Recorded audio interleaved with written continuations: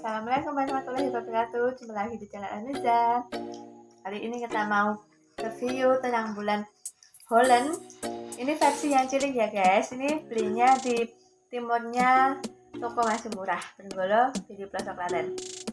Nah, kita mau lihat kayak apa sih tentang bulan Holland yang versi ciliknya ya. Ini untuk ukurannya sendiri kecil guys. Nah, dia kecil, terus agak tipis. Jadi itu garing di luar tapi lembut di dalam. Nah ini tadi kita beli yang rasa coklat keju. Jadi kita mau perpadukan antara coklatnya yang manis sama kejunya yang gurih dan creamy. Nah gimana rasanya?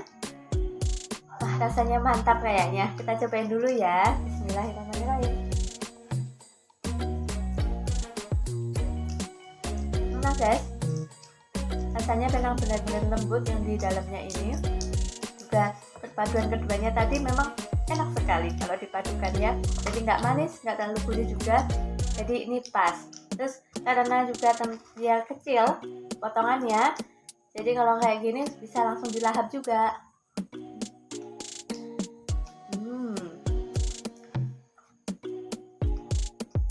Oke, sekian dulu ya review tentang bulan kali ini. Ikutin terus video kami, jangan lupa subscribe. See you next time. Wassalamualaikum warahmatullahi wabarakatuh. Bye bye.